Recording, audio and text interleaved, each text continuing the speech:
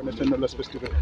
गिबि खेबनि थाखाय बड'लेण्ड इउनिभारसिटियाव बड'लेण्ड इन्टारनेशनेल नलेज फेस्टिवल बे हाबाफारिया जागायबाय आरो दिनैनिफ्राय बियो सानब्रैनि हाबाफारि आरो सानथामबाव बियो सोलिगोन आरो गुबैयै जोङो बड'लेण्ड ओनसोलखौ मुलुगनि गुबुन गुबुन ओनसोलजों जोङो कानेक्सन खालामनायनि मोनसे एप्रोच आरो दायो मुलुगनि मानसिफ्रा जौगालांनायाव जिफोर लामाफोरखौ लादों जिफोर हाबाफारिफोरखौ लादों बेखौ जोङो बड'लेण्डआवबो लानांगोन।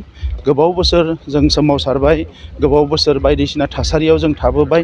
दा बिनि गेजेरजों जोंनियाव माखासे डेभेलपमेन्टबो जादों, माखासे जोंहा लसबो जादों।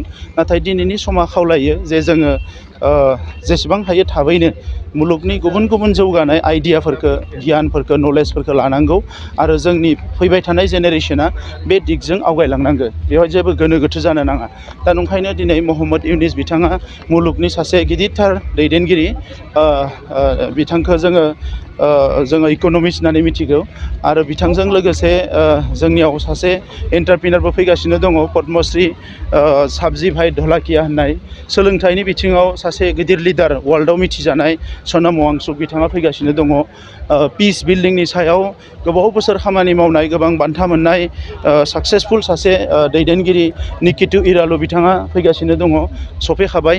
दा बेबायदि गुबुन गुबुन साबजेक्टआव, गुबुन गुबुन बिथिङाव गोबां सुबुङा हाबा मावबोनाय सुबुंफ्रा दिनै जोंनि गेजेराव फैगासिनो दङ आरो बेवहाय सानब्रैयाव गोबां प्रफेसार्सफोर, गोबां गुबुन गुबुन बिथिङाव खामानि मावनाय एक्सपार्ट सुबुंफ्रा फैनानै बेवहाय गोबां आइडियानि सायाव सरसा खालामगोन आरो बेवहाय जिखिनि फरायसाफोर बाहागो लागोन, लोगोसे कलेज इउनिभारसिटिनि फरायसानि अनगायैबो प्रेक्टिसिं मानसिफोर, जायफोरनिखि आबाद मावबाय थानाय, सोरबा हेल्थआव खामानि मावनाय, सोरबा हेन्डलुमाव खामानि मावनाय, गुबुन गुबुन बिथिङाव खामानि मावनाय मानसिफ्राबो बेवहाय बाहागो लाफैगोन आरो बेवहाय मोनसे थासारि सोमजिगोन होननानै जों मिजिंथिदों, जेरावनोखि जोङो आगोलाव मेला होनना बुङोबा जौ लोंनाय, बायदिसिना दावदै गेलेनाय, सोरखि गेलेनाय बायदिसिनामोन मेला होनना बुङोबा। खिन्थु नैबे जाबाय मोनसे गियाननि मेला आरो बेबो इन्टारनेशनेल लेभेलनि। स' बर'खौ मुलुगनां थाखोआव लांनो थाखाय, बुहुमनि मानसिफोरजों समान समान आगान होफानो थाखाय नैबे मोनसे आगान। बड'फा उपेन्द्रनाथ ब्रह्मनि जि सिमां, बेखौ मोगथाङाव महर होनो थाखाय आं मिजिंथिदों बेखौ बयबो बुजिगोन, बयबो बेखौ हमनो हागोन आरो बेवहाय बयबो बाहागो लागोन आरो बेवहाय माखासे एग्जिबिसनबो थागोन, माखासे इन्सटिटिउसनफोरनि एग्जिबिसन, गोदान इन'भेसनफोरनि एग्जिबिसन।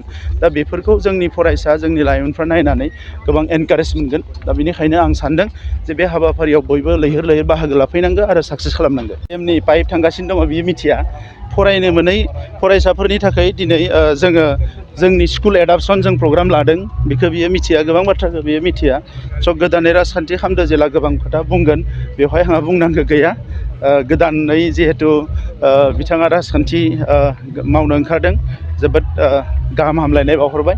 खालि राजखान्थियाव नायनांगौ जे नोंनि खोथा बुंनाया जाहाथे रावनिबो नेगेटिभ जाया, नोंनिबो नेगेटिभ जाया, मालायनिबो नेगेटिभ जाया, बेखौ नोजोर होनानै राजखान्थि खालामलांबाय थाबानो जाबाय। आंहा जेबो बुंनांगौ गैया। बेनिखायनो जों आसाम सरकारखौ जों नारसिनगासिनो दङ, थाबैनो टेटखौ खुंना होनांगौ आरो जै टेटखौ खुंबाय लोगो लोगो जों एपइन्टमेन्टखौ होगोन। फार्स्ट जाखानाय टेट बिथांमोननि एपइन्टमेन्टआथ' थाबैनो जागोन।